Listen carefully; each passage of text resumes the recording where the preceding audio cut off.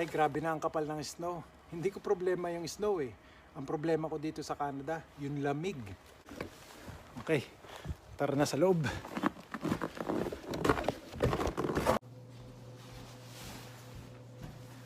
Good news mga kababayan do sa mga nagbabalak na pumunta dito sa Canada kasi from 2021 to 2023 ay plano ng Canada na i-open up ang country para sa 1 million immigrants. Ito ay para mapunuan yung pangangailangan nila sa trabaho at nang makarecover yung bansa. At yan ang pag-uusapan natin ngayong gabi. Wow!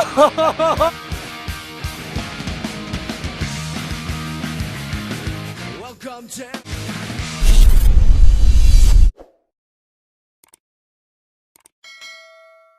Welcome back sa akin channel. Very promising good news po para sa mga kababayan nating nagnanais pumunta dito sa Canada. Itong mga in-demand na jobs at kailangan po ngayon dito sa Canada dahil po sa COVID-19.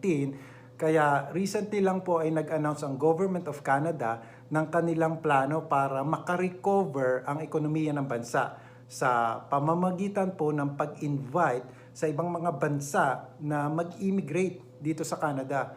Yung immigration plan po na ito ay para sa taong 2021 to 2023. At ang layunin po ay i-increase ang mga immigrants para makatulong sa pagbangon at patuloy na pag-unlad ng bansa.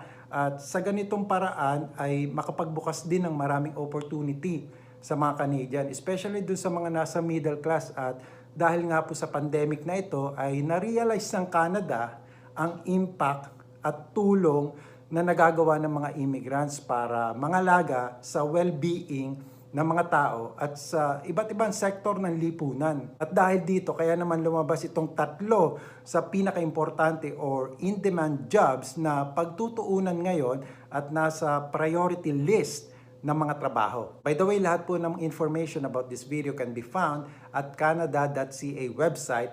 The link is below the description of this video, and just would like to inform you, this is not a sponsored video and I am not an agent or I don't have any affiliation whatsoever with the Government of Canada. And this video is just for the sole purpose of education and information. So kung gusto nyo pong maging updated sa latest happening at sa buhay na din namin dito sa Canada, please subscribe to my channel. Wala naman pong bayad yan at para na din po inform kayo sa mga bagong mga balita at opportunities dito sa Canada. At ito po yung number 1 on the list of in-demand jobs in Canada. Kapansin-pansin po kasi na napakaraming mga immigrants na nagtatrabaho sa healthcare.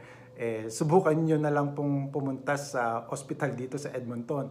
Ano makikita nyo? Magmula sa janitor, receptionist, nurse at doktor, di po mawawalan ng Pilipino. At ibang lahi, kaya hindi po maitatanggi na kailangan po ng Canada ng mga workers sa sektor na ito. And na-appreciate din po nila kung paanong mangalaga ang mga kapwa nating Pilipino.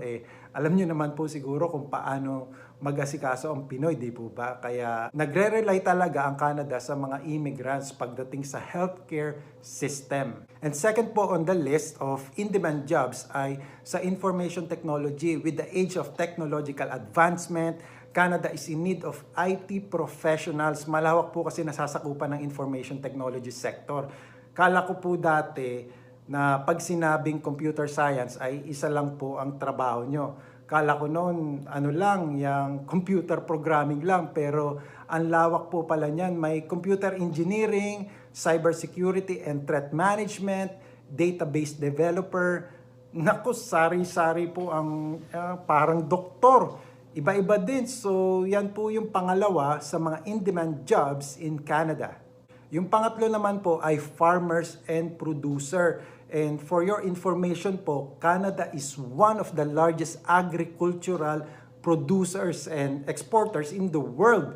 Ito po based sa record noong 2018, Canada was the world's largest producer of rapeseed, 20.3 milyong tonelada, and dry pea and lentil. The second largest naman po na producer of oats in the world, nasa 3.4 milyong tonelada ang na-produce. And the sixth largest world producer of wheat. So, imagine niyo po yun kung gaano kadami yun. Ngayon, dahil po sa pandemic, natigil po yung pag-immigrate ng mga tao dahil sa travel restrictions at alam naman po natin yan. Kaya para makompensate yung kakulangan starting next year, 2021 up to 2023, Canada aims to continue welcoming immigrants at a rate of 1% of the population. Meaning to say, the plan is to have 401,000 permanent residents by 2021, 411,000 in 2022, and 421,000 in 2023. So, ang total po niyan for the 3-year period ay 1,233,000 po. So, this immigration level plan on 2021 up to 2023 will give opportunity for people all over the world. And yan ang magandang balita para sa inyo mga kababayan. Kaya kung ikaw ay may experience or estudyante kayo at nag-aaral pa lang or nag-iisip ng career, mag-concentrate kayo sa mga in-demand jobs na nasabi ko para mas malaki yung chance nyo na makapunta dito sa Canada. So, sana nakatulong ang mga information na ito sa inyo. And next time, madami pa tayong update na pag-uusapan. So, I hope you like this video. If you do, please give it a thumbs up. And as always, more videos to come. Stay well, stay healthy, and I'll see you on my next video. Okay? Bye-bye now.